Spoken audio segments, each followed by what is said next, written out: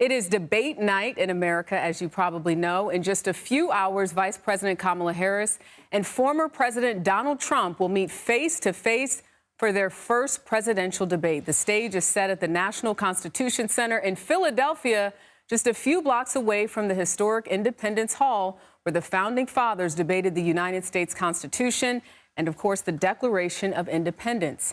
Vice President Harris has already toured the debate site. She's also spent the last week holding mock debates with her team in Pittsburgh. Meanwhile, former President Trump is expected to land in Philadelphia this hour. We're told his team has held informal sessions going over policy positions.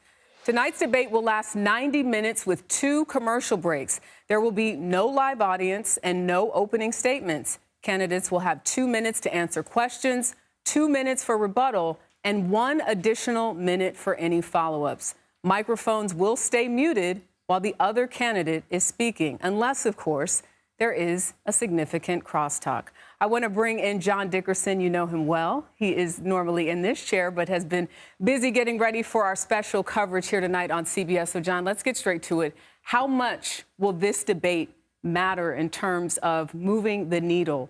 56 days to the election, a lot of eyes on what happens tonight. Well, you'd be crazy after the first presidential debate to say it might not mean anything, right? The most significant presidential debate ever was the first one, and Joe Biden's candidacy disappeared because of it. But political science and history tells us pretty much that in a closely divided nation where everybody's very partisan, the debates actually don't move things very much. But, this is now my second but in this response, Kamala Harris is not a super well-known candidate. Usually by the time candidates get to the debates in October, they're well known, and that's why it doesn't change the race much. So for Vice President Harris, it's an opportunity to cement some impressions for people and maybe unwind some misimpressions. And so that's what makes it perhaps a debate that could affect the race a little bit more than we'd traditionally expect. What does each candidate have to do to keep the supporters and then hopefully attract more voters? We know that Vice President Kamala Harris, this is only her first time on this stage, running for president in a debate, while former President Donald Trump, this will be his 7th. Yeah. Let's start with former President Trump. His supporters are so locked in. The enthusiasm is high. They're locked in. He's done a series of things over the course of his career in life to test their allegiance. And it turned out it was true when he said he could shoot somebody in Fifth Avenue and not lose support. He's not going to lose any of his supporters by almost anything he does. Now, the question is, how committed is he to trying to pick up some of those supporters who left him in 2020? Republicans who don't like him, who voted for Nikki Haley, who are going to sit out. Are they even available? And will he bother going for them by trying to act presidential? He has tried that many times in his history, and he's never really done it. So that's the question really for him tonight.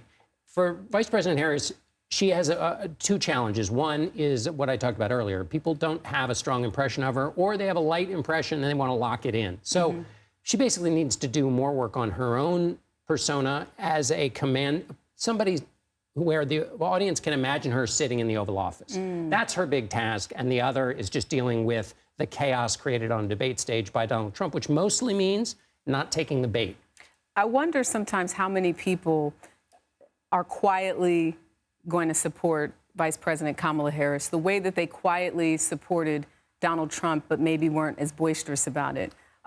You hear so much talk about, the fiery person who gave it to you straight now sounds like they just go on this long tangent, and it's been a turnoff to some voters who did vote for him in the last time that he won. Right. So what you're talking about is kind of either the quiet Harris voter or the quiet non-Trump voter. Right. But the problem is there are also quiet Trump voters, people who may not want to admit it in public because their friend doesn't like Donald Trump or whatever, right, but they're going to vote for him at the end of the day. And that's why turnout, who actually moves on the way they feel, will be such a crucial part of this campaign. But it also, when it's this close, we're not going to know until we know. Yeah, and I know people focus on policy. We want to hear more about policy, but those one-liners go viral every time.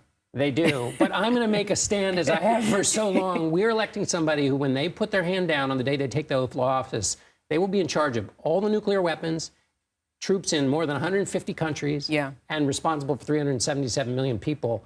The one-liners get passed around, but this is a super serious job. Consequential. We'll be watching. Thank you. Well, John Dickerson, again, thank you for joining us. We'll see you again for the debate coverage later tonight. And you can also catch him on Stephen Colbert. I heard you're going to be there as well. True enough. Let's turn now to CBS News political correspondent Caitlin Huey-Burns, who is at the debate venue in Philadelphia. Caitlin, take us inside the Harris campaign. Tell us what the mood is like there and what you're hearing about how the vice president has been preparing for tonight. Yeah, well, as John said, this is a very serious job, and the Harris campaign has been preparing for this kind of with that in mind and kind of knowing that this could be the only time that these two candidates meet, and also is her chance to really introduce herself to voters and actually do no harm to her campaign, which has already seen a lot of momentum, a lot of money, but it has also seen in the past few days the polls kind of go back to where they were and settle into a neck-and-neck race. We know that she has been preparing very intensely, has had mock debate sessions, has had an advisor, act as the stand-in for Donald Trump. And she's also had to navigate this rule that was proposed by the Biden campaign originally, which was to mute the microphones, and that will be the case tonight. So she won't likely have those kinds of opportunities she's had at past debates to kind of interject or make this kind of prosecutorial case against Donald Trump. So doing that with those muted mics will be a challenge. But, Drake, it's interesting because she is the sitting vice president of the United States. But when you look at polling, there are voters who are saying that they need to know more about her and they want to know more about her policy proposals. Yeah, we mentioned earlier that, Donald Trump, the former president, has done this 6 times before. What type of debate prep can we expect in reference to what he's been doing to get ready for this evening? Yeah, as I mentioned, these candidates couldn't be more dissimilar, and their debate prep strategies reflect that as well. Donald Trump's campaign likes to kind of pride itself on the idea that they don't have these kinds of, deep debate prep sessions like Kamala Harris or Joe Biden did, these strategy sessions, these mock debates. Instead, they treat the campaign trail and interviews and conversations with advisors and outside allies as kind of that debate preparation, focusing on conversations about issues and conversations that he's had kind of off the cuff as well. We know that Matt Gaetz, the Florida congressman, has been advising him on this debate, and so has Tulsi Gabbard, the former Democratic congresswoman who actually has experience debating Kamala Harris as she did in the 2020 primary. But this is, I believe, the 7th debate that Donald Trump has participated in. That's right. And his campaign has been kind of setting expectations. The candidates, as you know, will have their microphones muted while the other is speaking, which the Harris campaign actually opposed. Why were they against it, and how did the campaigns finally reach an agreement?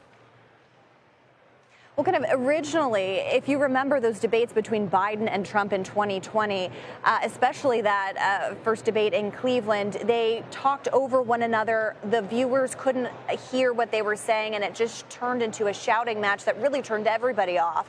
And so the Biden team wanted those microphones muted so that the president could get his points across without being interrupted. But, that is a kind of a different situation that happened because it actually served to kind of benefit Donald Trump in a way and kept him a little more disciplined, I guess, if you can use that word. And the Harris campaign wanted to unmute those mics.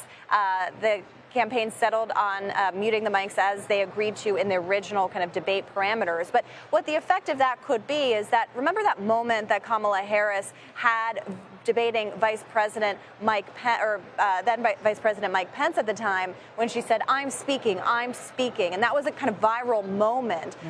Will she be able to have that kind of moment with a muted mic remains to be seen. But again, this is the first time that these two are meeting each other in the same, they've been in the same room together, but meeting each other for the first time. I'm also going to be looking for that initial body language. Do they shake hands? Do they acknowledge each other?